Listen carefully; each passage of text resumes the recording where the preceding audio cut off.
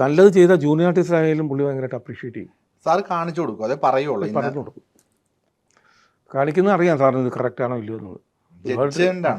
Judgement ഭയങ്കര എഡിറ്റഡാ മനസ്സ്. ഈ റീൽ ഇത്രയിൽ, ഈ റീൽ ഇത്ര, ഈ സീൻ ആ റീലിൽ കംപ്ലീറ്റ് എഡിറ്റഡാ. അതുകൊണ്ട് സാറ് ഇങ്ങനെ ഈ പരിപാടിയൊന്നുമില്ല. മാർക്ക് ചെയ്യുന്ന പരിപാടി നോക്കുന്നില്ല. ഒരു ഒറ്റ പ്രാവശ്യത്തേക്ക് വായിക്കും കൊടുക്കും, എന്നിട്ട് സാറ് പറയും. സാറിന് ഭയങ്കര ജഡ്ജ്മെൻറ്റാണ്. സാറ് ലൊക്കേഷനിൽ വന്നിട്ടാണ് എവിടെ ചെയ്യലെന്ന് ആലോചിച്ച് നേരത്തെ കൂട്ടി വരുന്ന പരിപാടിയൊന്നുമില്ല. അവിടെ വന്നിട്ട് തോന്നുന്ന ആ ഇതിലാണ് ആംഗിളൊക്കെ വെക്കുന്നത് പുള്ളി. അങ്ങനെയാണല്ലേ, എത്ര പടം ചെയ്തല്ലേ.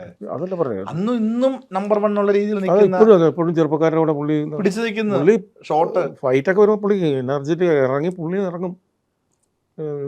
തീപ്പന്തൊക്കെ എറിയുകയാണെങ്കിൽ അങ്ങനെ അല്ലടാ എറിയേണ്ടത്, പുള്ളി കാണിച്ചു കൊടുക്കും. ഭയങ്കര എനർജറ്റിക്കാണ്. തിരുമ ഭയങ്കര ഡെഡിക്കേറ്റഡാണ് പുള്ളിക്ക്. അതാ ഞാൻ പറഞ്ഞു, ജൂനിയർ ആർട്ടിസ്റ്റ് ചെയ്താലും അപ്രീഷിയേറ്റ് ചെയ്യും. പുള്ളി തന്നെ പറയും ചിലപ്പോൾ അവന് കുറച്ച് പൈസ കൂടെ വാങ്ങിച്ചു കൊടുത്തേക്കാൻ പറയും. അങ്ങനെയൊക്കെ പറയാം. അത് എൻ്റെ അക്കൗണ്ടിൽ നിന്ന് കൊടുത്താൽ മതി, പ്രൊഡ്യൂസറിൽ നിന്ന് കൊടുക്കണ്ട, അത് കൊടുക്കാം. ഗംഭീരമായിട്ട് ചെയ്യുന്നുണ്ട്. ഫൈറ്റ് മാസ്റ്റർമാർ ചെയ്യേണ്ടത് ചിലപ്പോൾ വണ്ടി ഓടിച്ച് നിർത്തണതൊക്കെ ചിലപ്പോൾ ആ ഡ്രൈവർ തന്നെ ചെയ്തിട്ടുണ്ട്, വണ്ടി കൊണ്ടുവന്ന്. പുള്ളിക്ക് ഭയങ്കര അപ്രീഷിയേറ്റ് ചെയ്യും. നല്ലത് കണ്ടാൽ അത് മടിക്കാത്ത വ്യക്തിയാണ് ജോഷി സാർ. അത് കണ്ടത് ഗംഭീരമായിട്ടെന്ന് പറയും.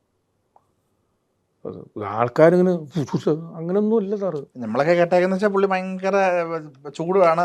സാറിൻ്റെ ആ ശരീരമൊക്കെ വെച്ചിട്ട് കണ്ടിട്ട് സാറ് അങ്ങനെ ചൂടാണ്, ആവശ്യത്തിന് ചൂടാണ്. സാറിന് വേണ്ട സാധനം കിട്ടിയില്ലെങ്കിൽ സാറ് ചൂടാവും.